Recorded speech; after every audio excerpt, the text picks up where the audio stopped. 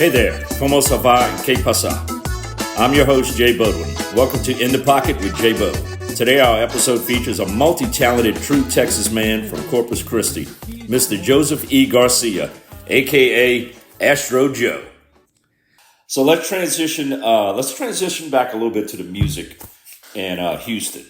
So I know you've been in, several bands along the way, and we're not going to sit here and talk about all the bands. No. Again, we could sit here and talk for a few hours about all that stuff. But just with the bands, and we're going to get to our man here in a minute, but just in the bands that you've been in, just tell me maybe what's one of your better experiences that you've had somewhere you played, just in a nutshell about that, and if there was a challenge, something that you said, man, I don't know if I can do this, and it was a challenge, but you overcame it.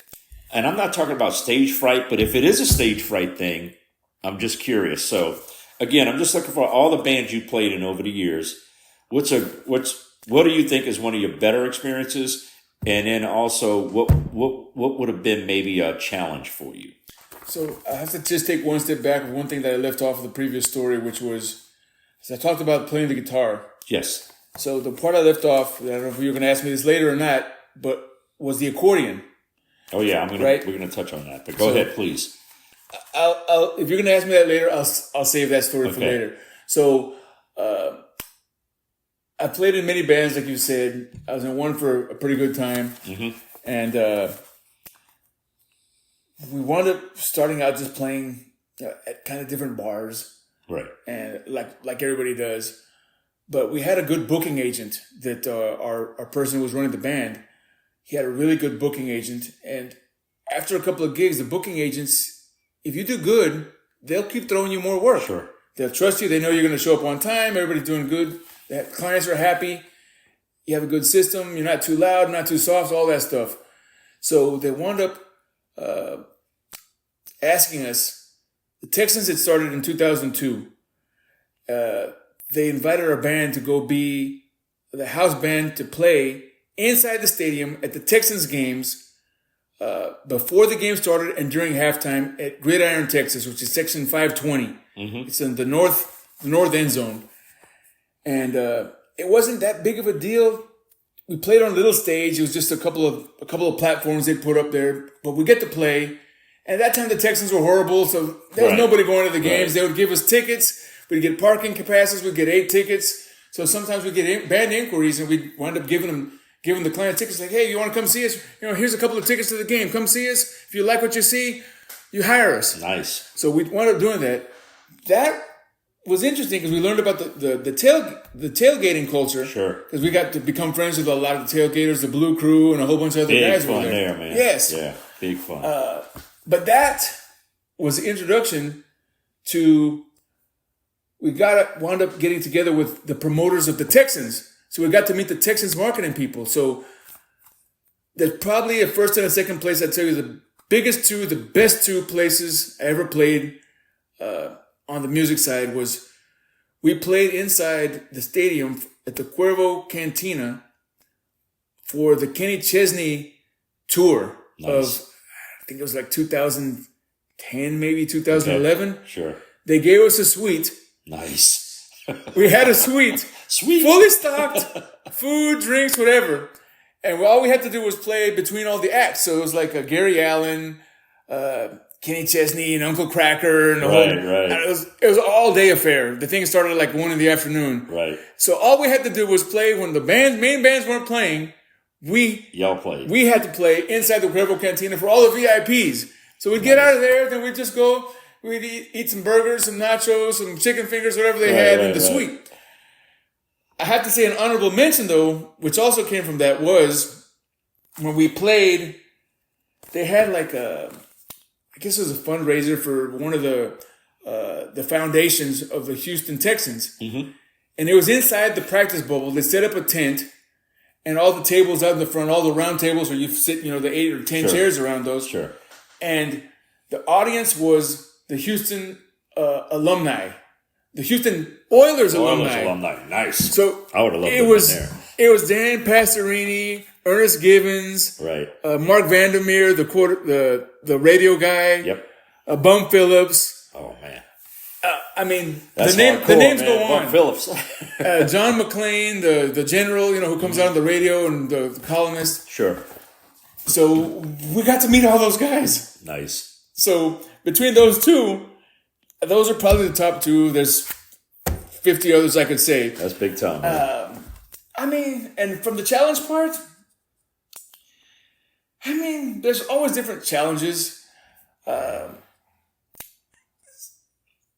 probably one or two I could say that were like logistical challenges. Oh yeah. So yeah, we knew those. Yeah, logistical challenges. One time we had a gig where they hired us to play outside of Brenham.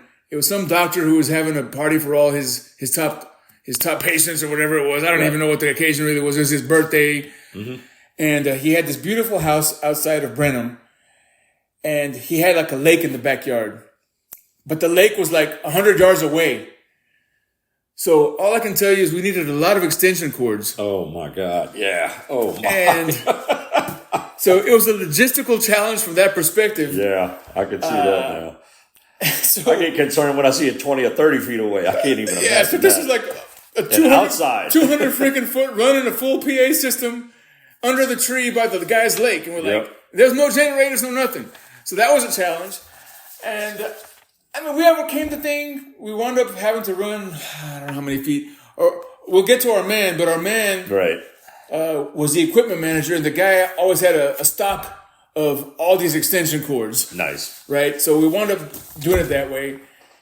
And then just a challenge in general is a challenge you have in any job is you have different people, different opinions. And there's always one person who wants to do one thing one way. There's always one who wants to do it the other. Of course. So part of being in a band. It's part of being in a family. It's part of being in a band. And that's a whole podcast in itself from the different challenges I've had with that. But that might be the funniest podcast we can have. Yeah. I'll let you continue on, brother. But I hope I answered your question. No, you sure did, and I appreciate it. I just want to remind everybody, today's episode is being sponsored by the Houston Hangout, which is an Astro Joe production. And we'll talk about that a little bit at the end, but we appreciate them doing that. So, Joe, let's talk about that accordion.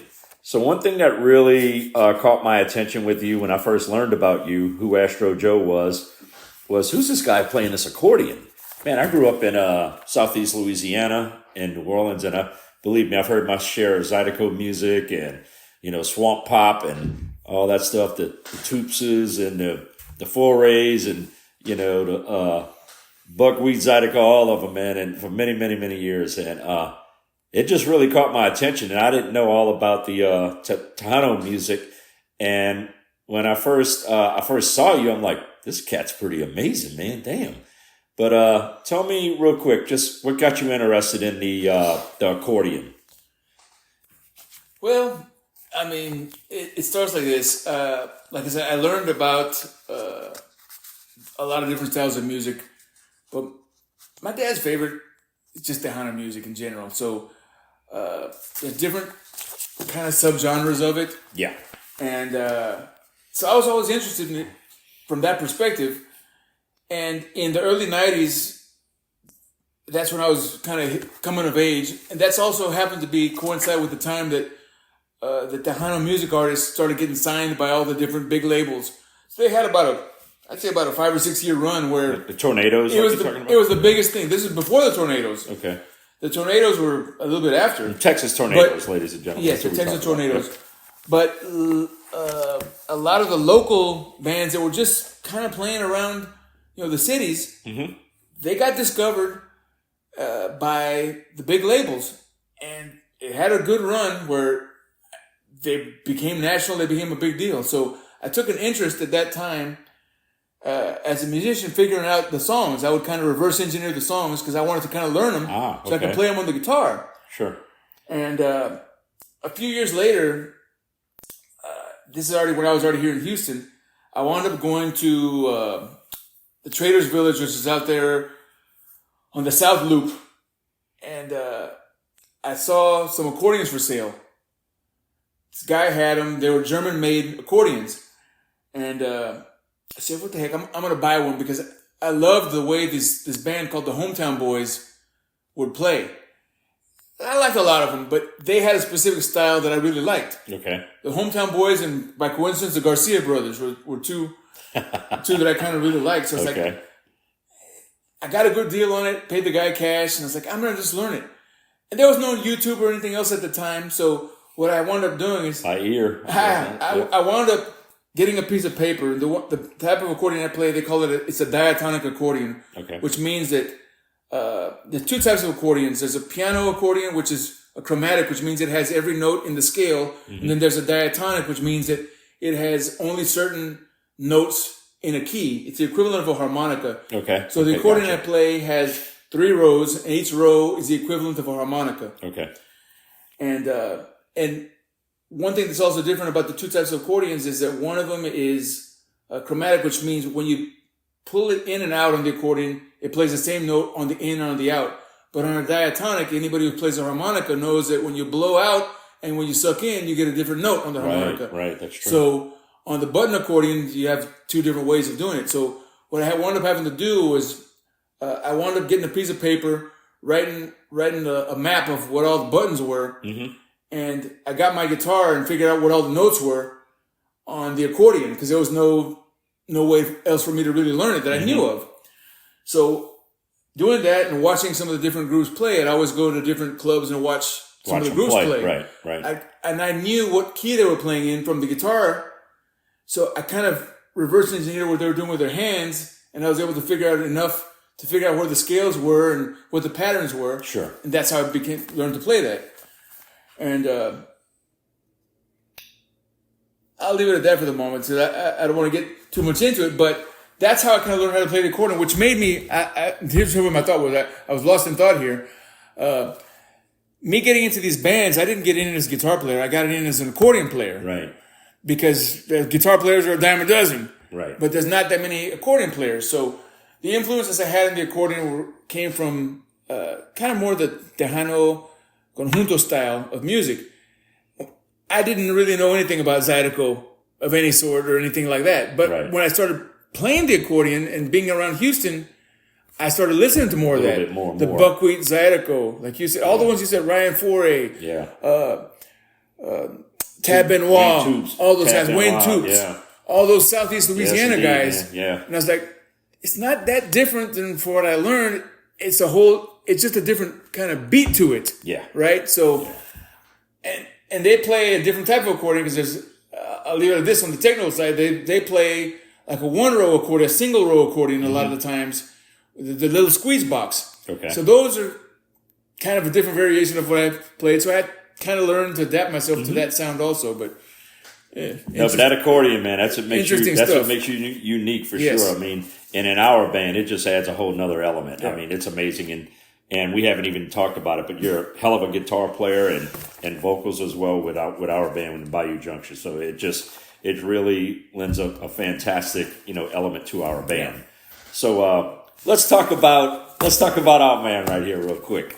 So I know he's been a major influence on you. Y'all have been friends for many years, and the guy I'm talking about, he is an icon on the local open mic scene.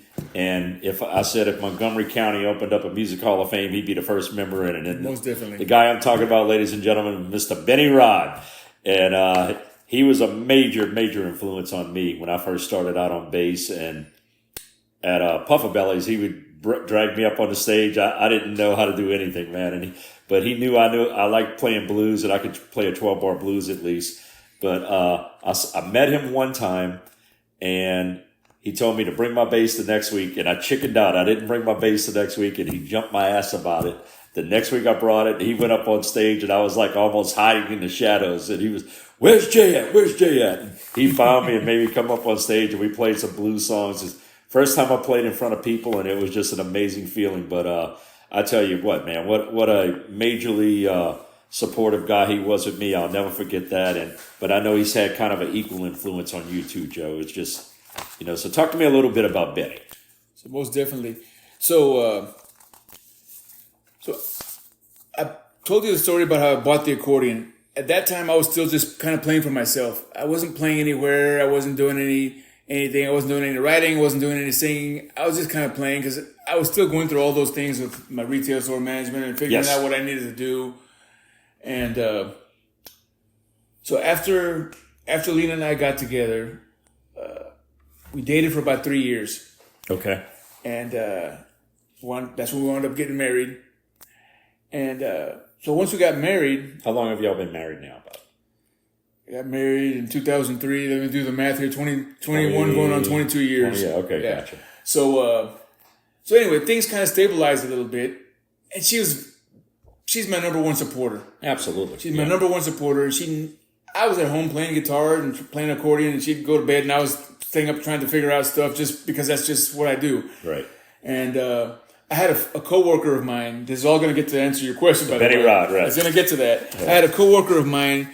After I left retail and I got those certifications, I went to work for a company that did technology for kind of mortgage comparisons. So people would subscribe to the company's service, and it would compare mortgage rates from the different mortgage providers. Sure.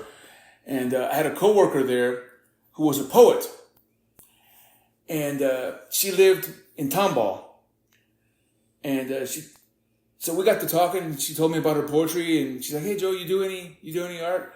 I was like, "No, I don't do any poetry." I said, "But I play guitar, I play accordion." Mm-hmm. She's like, "There's this open mic over there in Tomball. It's called Zebo's. It's a coffee house." Okay. And you go I forgot what time it starts, maybe 6 o'clock, 7 o'clock, and I don't remember what day it was on. It was a Wednesday or a Thursday or something like that. Right. You'd go, and she explained to me how an open mic works, how that one worked. Because I had gone to open mics before. In the college, I had gone to open mics, so it's kind of the same thing, but sure. That one was at a bar, this one was at a coffee shop. I was like, I guess I'll go check it out. I was like, I don't know if there's going to be people just saying jokes or poetry or what they're doing over there. So I went to go check it out. And I took my guitar, because you can't really play an accordion solo. So I was playing guitar. I was playing all the songs I kind of liked at the time, Creed and Tim McGraw and some other cover songs I was playing. And I was playing this song, a Tim McGraw song, and a guy comes up to me. He goes, "Hey, your name Joe's, yeah?" He said, "Man, I like that Tim McGraw song." He goes, I do this other Tim McGraw song myself, a real good man.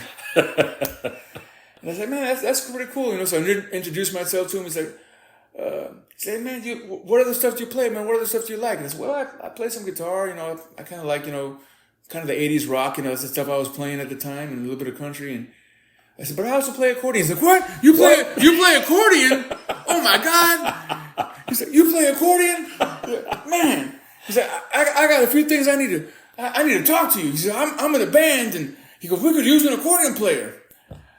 So is that the String Benders? That was the String Benders. Okay, gotcha. And he said, "But before you start playing," he's like, I got to coach you on a few things. He's like, "We're gonna have to get together, once a week. Every Wednesday, you come up with a night." He's like, "I'll go to your house." He goes, He's like, "I just want to coach you on a few things. Make sure you know what's going." He's like, "You can play some accordion with me. Show me what you know how to play. We'll learn about 3 or 4 songs. And I'll talk to the String Benders about it."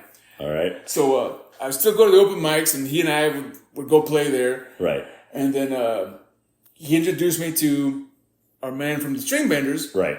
And I wound up, he's like, "Okay, well, let this guy, he can come play a set with us, at this place on 1960 called Miller's Cave, which is no longer there. I think it's a tire shop now. It ain't there no more. It ain't there no more. All right. But it's over there kind of by Aldi and Westfield in 1960, and it's just a beer joint. And it was in September of 2005, so I'm going my 20 years of having started doing this however I'm doing it. Okay. And it was right after the hurricane, about a month after the hurricane hit. Okay. And the place was dead. But I went, and I had to learn a few of their songs and then a few of my songs that I was going to sing. Sure. And lo and behold, I passed the audition. They're like, "Okay, you're in now." All right. I played for $20 a set at the time. So I think I made my $20 the first time. I had a few beers. And that was it. And that was it. So from that point, Benny is the one who encouraged me to try and be in the band. He's like, "Joe, I know you did it in the past." He's like, "But it's different to be in a band." And right. So he kind of coached me on what to do and how the guys act and how to play and getting close to the mic and away from the mic and all these other things that you kind of do. So the etiquette, and then just having the confidence. He had confidence in me the whole time, and of course, I was a little bit scared. I was like, "Man, it's been a long time for me, from performing, it's different performing. Yeah. One way versus the other. Benny's a hell of a coach, man. Yeah. And, I can speak firsthand of that, and I'm forever in his debt about how he treated me, and it seems like he did the same with you. And I mean, I wish he would have took me under his wing a little bit more like that, but I play bass, which is different. But man, he was fantastic with me, and it sounds like he really did the same with you, Joe. And I could see it in your friendship.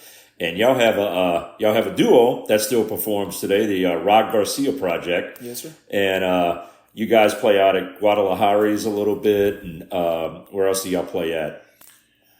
Right now, pretty much Guadalajara's. We also host a monthly open mic at the Whitley Vineyards. That's right. Every third Thursday at Whitley Vineyards out there in Montgomery. Beautiful place. Yeah, beautiful place.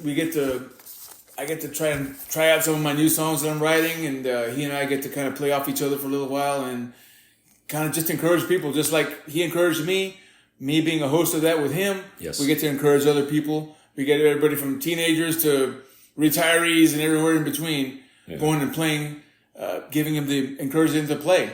What I like seeing with you guys is when I go to your shows every now and then with Benny, the Rod Garcia Project, is I see other local band members going to the shows and other musicians going to the shows. And that's really cool to see. I really enjoy that, and the camaraderie and just the talking from historical perspectives and about gigs and songs and those kind of things. It's just, music nerd type of stuff, but it's a lot of fun. 100%.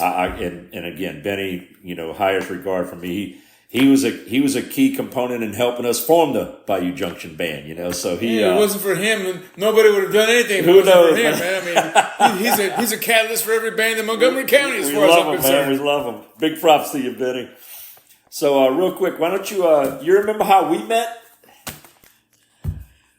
Tell me what you remember about how we met. I was waiting for this moment, Jay. I've been waiting for this moment for however long our extra long podcast is going to be here.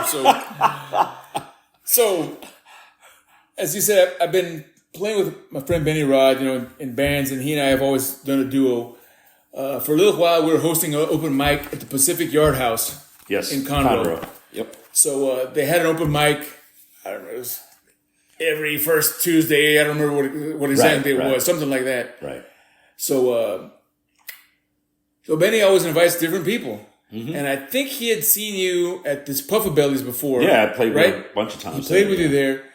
And so he encouraged, everywhere the guy goes, he tells everybody wherever he's playing, and he tells everybody all about all his gigs he's got going on. Come on out, cuz. Come on out. Exactly. Come on out. You'll always know where he stands and where he's going to play and where everybody else he knows is going to play. And if he calls you cuz, that means he likes you. So I know he invited you to go to that open mic. Yes. So when we host open mic, part of what we do is just make people feel comfortable to come and play. So nobody is a novice, nobody's an expert. You're just there to have a good time, right? And play and do something you love, and we're there to encourage you. So he said, "Yeah, I got this guy. I met at Puffa Bellies, and he's a bass player. And he's still got a few things to learn, Joe. But let's see what. Maybe if he comes, maybe I know he's gonna at least spend $20 or $30 on the bar tab here. So that's gonna help us out here. Make sure we get another gig. You know that. So sure enough, Jay showed up there. Yep. You showed up there, and then that's when I met you. And so if I remember correctly, he and I were going to play a couple of songs. He said, "Hey, man, Jay, come on up here. Yeah. We got a few songs that we need you to play on." And Jack the Rattler, too. And Jack the Rattler was also there. Too. Our old buddy Jack the Rattler. Yep, Jack was there, too. And just as encouraging as Benny, too, man. I love him. And I don't remember who was singing, if I sang Margaritaville or somebody else sang Margaritaville. I don't remember exactly what the situation was. But I just know that the song was Margaritaville. Right. And he's like, "Jay, you know this song?" You're like, "Yeah, I don't really know if I know it." I don't really know that. Like, I don't think I know it at all. and Benny's like, "Don't worry, Jay. Joe's gonna coach you back there. He's gonna tell you what you need to do. You just listen to Joe." And I was like, "Oh man," I said, "I'm happy this guy's here, but man, I gotta have to coach him through the whole song." So we started singing the song, and I'm like, "All right, Jay, this is in the key of D." You're like, "D, okay." All right, yeah, I got D. So the song starts playing. I'm like, D, G, A.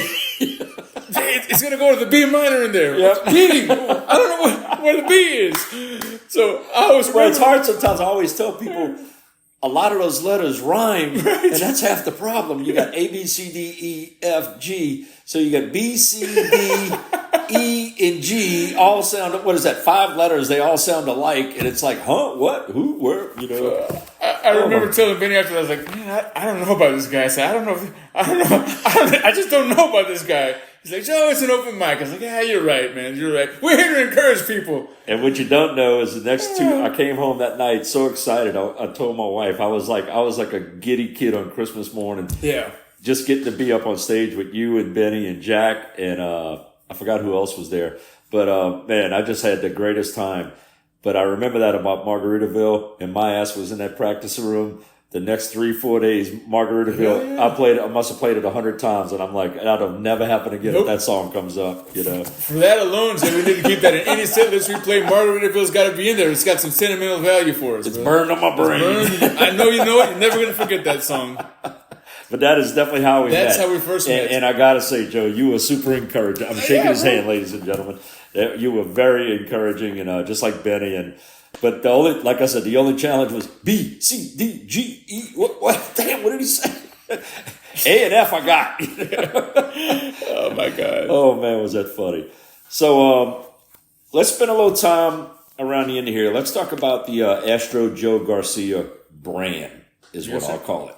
Because, Joe, you're out there, man, and this is some amazing stuff that you do with your work that you have on Houston Hangout, your YouTube channel, and Spotify. And a lot of people don't know, and I'm going to say it right now, you write a lot of songs. You have a lot of original songs that we're actually starting to incorporate in the Bayou Junction Band. And, man, that's amazing for us to be able to say we're playing originals here and that you're the writer of the song. And the generous nature of how you do these things, Joe, which I really admire, is you'll write a song and you'll say, well, man, you know, I don't need to sing this one. I think Jerry should sing this one.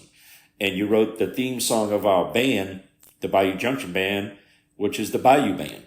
And you said, you know, I think Jerry would be great at singing this.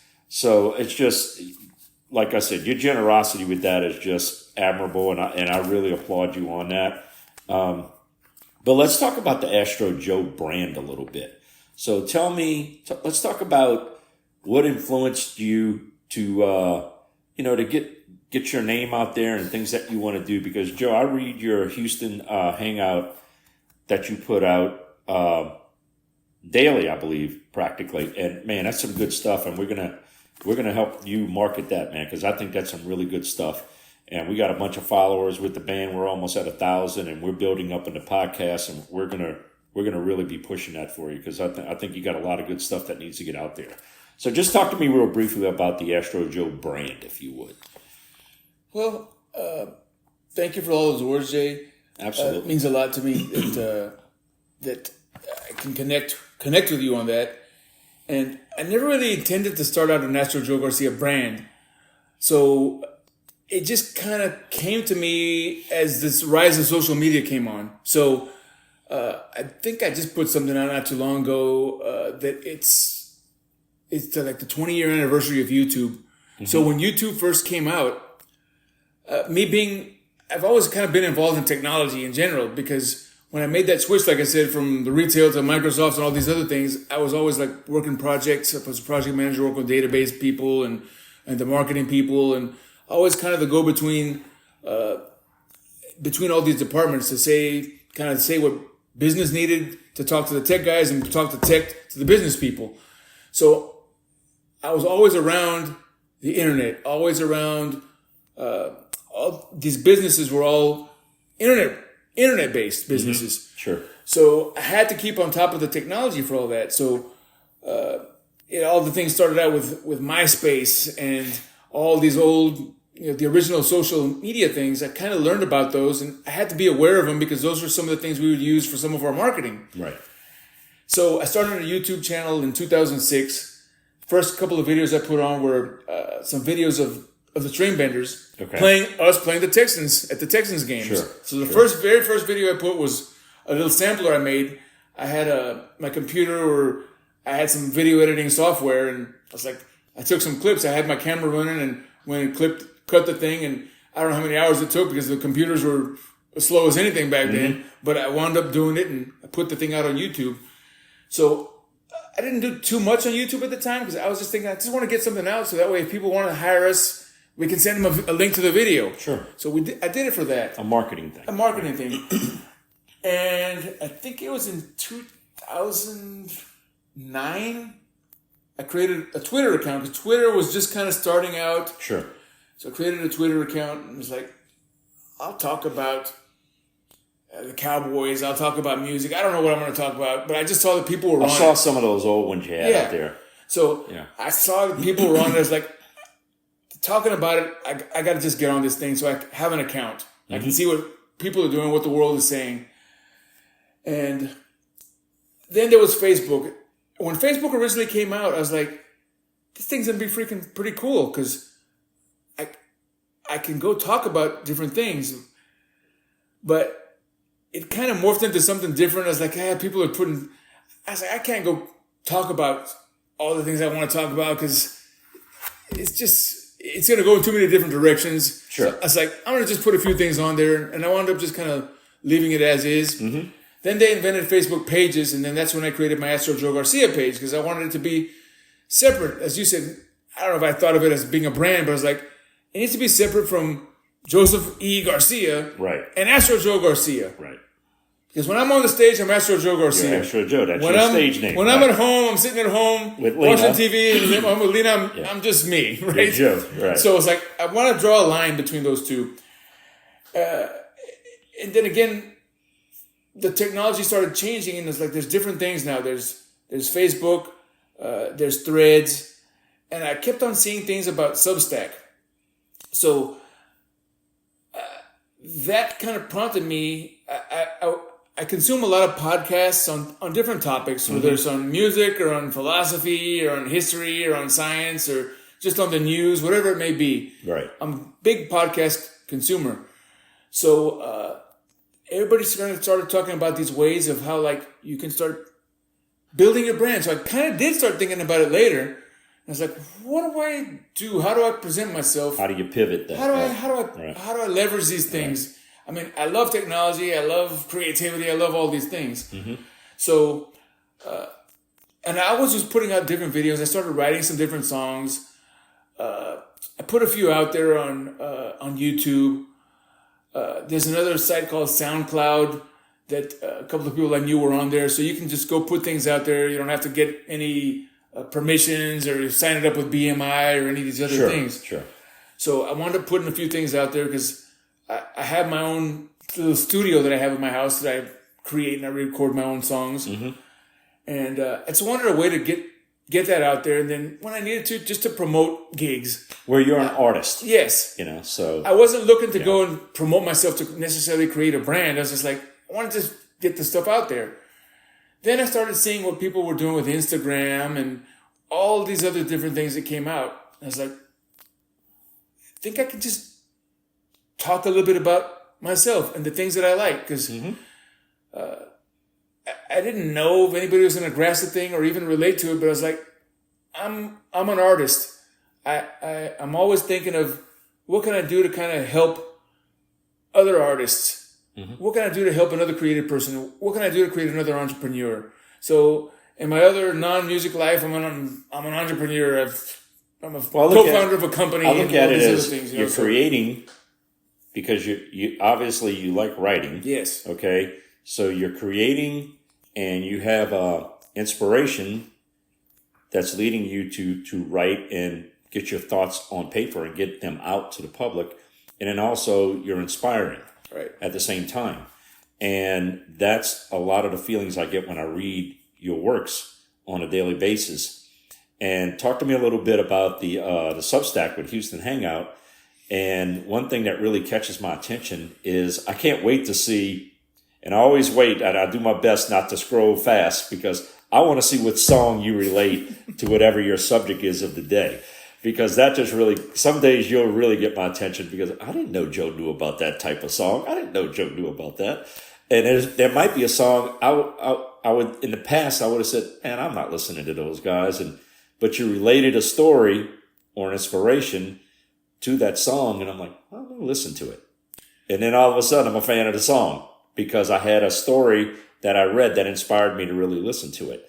But then it's also a learning tool for people because it gives perspective on things that you're going through in life. So I'm mainly talking from a fan of your work with this right now because I like studying your works with these. And I think that's part of what I told you that, we're going to obligate to get your word out, your creativity out more, because I think there's a lot of good things out there for people to see. Yeah. So. Well, I'll lead it into the answer by this. It's like, I wasn't really necessarily, again, trying to create a brand, but as every morning I have a couple of little routines that I do. I get up, I do a little walk around the neighborhood every morning. Mm-hmm. Then after that, after I freshen up, I do a little bit of reading just on different topics. Mm-hmm.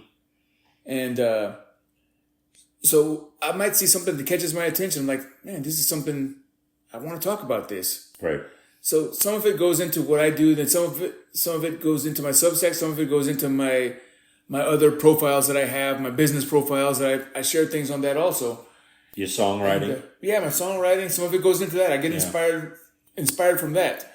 And so all these things kind of feed in. And the other thing they kind of help me do is it helps me keep a focus sometimes. And it also helps me keep a clear head on things. Sure. Because it's very easy to get overwhelmed with everything that's happening, whether it's work, whether it's personal, whether it's family, whether it's band, whether it's turning on the TV. Right. There's always something happening.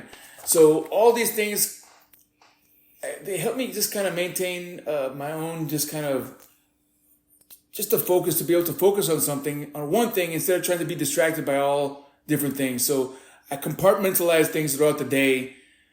For one little while, I'm going to focus on one thing. Another one, I'll focus on something else. Yeah. So it doesn't always work that way, of course. Things happen, But you got to have a plan. But you got to have a little plan. So for the most part, I have a plan.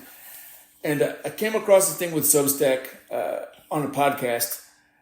It was a podcast from a guy called The Honest Broker on Substack. I highly recommend the person. He's a jazz musician he talks about different things he's experienced through his life. And so he was saying how Substack was the best way to get whatever the story is you want to get out. It has a way to monetize things. You can do podcasts on there. You can do videos on there. You can live stream videos. You can do all these different things on there. Mm-hmm. So I don't have a paid thing on there. I was like, I just want to get anybody to read this darn thing first. Right. But at some point I was like, once I blow up, I'm turning on the pay stack, and I'm going to have some premium subscribers and my other ones, But the whole idea is I'm just trying to share what's in my head. In a way, it's kind of a journal for me, Jay. It's a journal where I come across something. I'm like, I want to make a note. If somebody finds this interesting, maybe they will, maybe they won't. I find it interesting, and I just try and keep. Well, Joe, it's a passion. It's a passion. It's easy to see, and you're leaving works that. Who knows whose attention it may grab. It may inspire an 80-year-old person going through something. It may inspire a young person going through something. Yeah. But that's the key, is that you're being creative with your thoughts, you're expressing them, and you're getting your views out.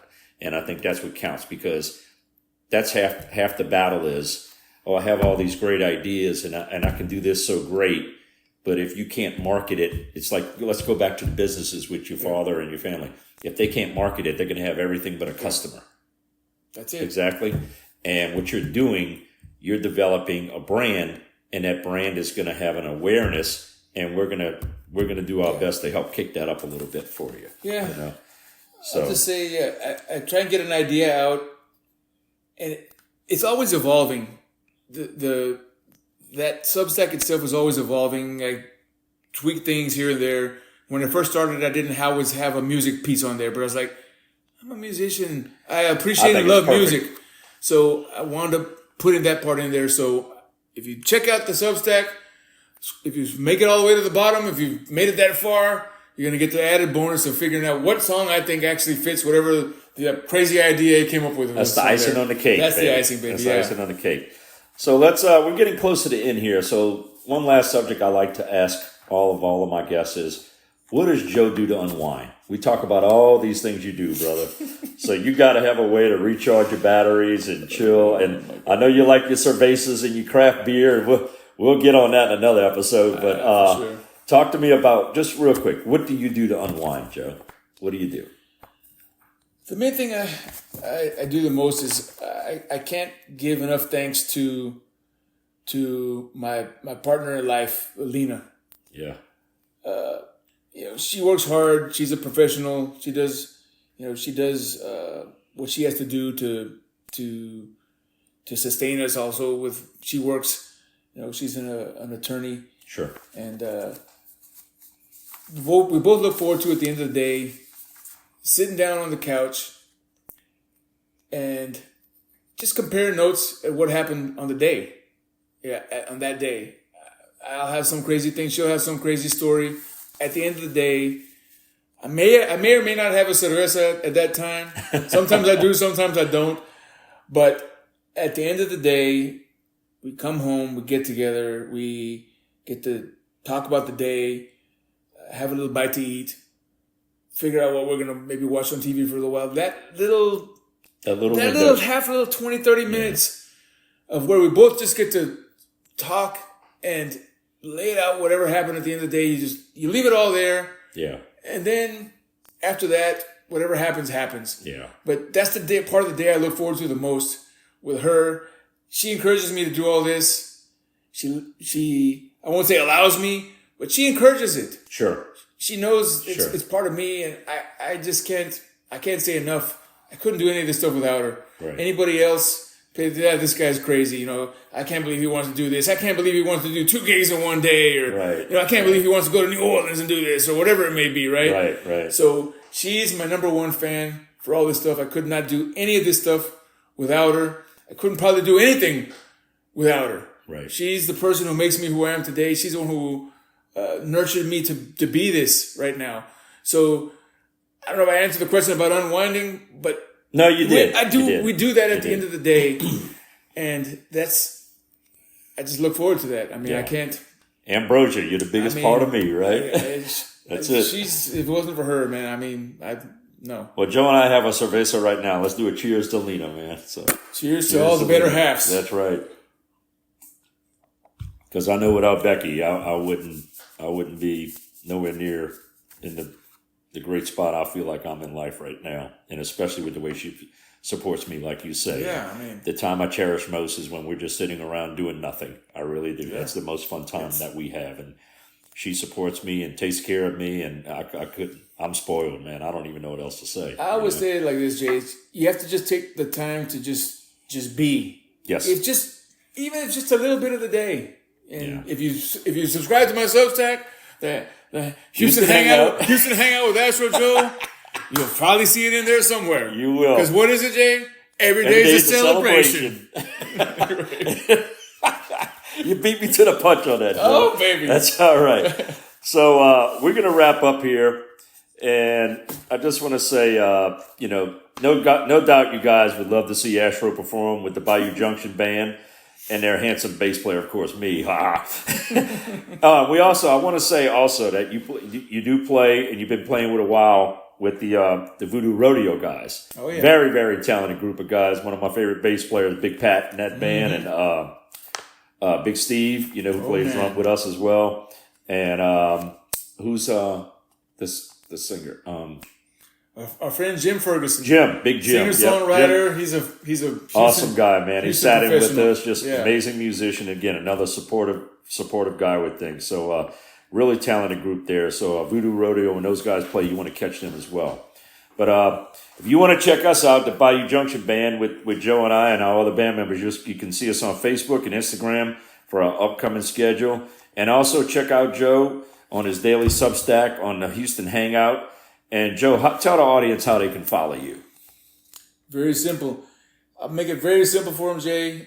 If you just simply go to astrojoegarcia.com, I have a link there to my YouTube, my Spotify, my SoundCloud, my Substack, whatever else I have. Threads, Twitter, Blue Sky. I'm on all of them. Sometimes I post some different things on different ones of them, but if you could just go check that, that's the easiest way. Or you can also go to, for my Substack, you go to houstonhangout.substack.com. Yep. I do have the domain I'm working on connecting to that, houstonhangout.com. I haven't turned that thing on yet. That's in the works. Like everything else, it's in the journey. It's always in the works, brother. That's right. I love it. So, Joe, I want to thank you for being a guest here today on the show, man. Greatly appreciated. We learned a hell of a lot about you today. Quite a few things I didn't know, and even more respect. I didn't know if that was possible, but you definitely earned it with me even more so today. I want to thanks to you allowing the Houston Hangout to be our sponsor of the show today. And also, I want to make a little special announcement here. It looks like that Astro Joe may be joining the show here, and I think we may have to be renaming it to In the Pocket with J Bo and Astro Joe here real soon. And want you guys to keep an eye out for that. But I also want to give special thanks for Joe because he does a lot of our producing and editing that we do in the podcast now, which takes a lot of time and effort. And his efforts are greatly beyond words appreciated, from me. And so with that, that'll be a wrap for us, Joe. And again, thank you for being on the show today. And we hopefully that you guys like that intro music we had. Sounded a little familiar there, Joe? It sure did, brother. And this outro music coming up, I think y'all going to like that too. And I think Joe might like that as well. It probably has something to do with it. He who wrote it and sang it, you never know. So keep an eye out for that. Another podcast for another day, brother. That's right. Too many of them.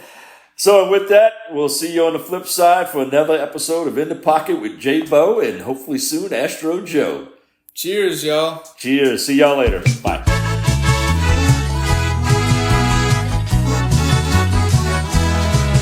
I was feeling kind of restless. I needed to unwind. So I called up my compadres and they headed to the borderline. We found a little cantina with a painted sign, pouring cold cervezas, serving up good times. We'll be drinking beer.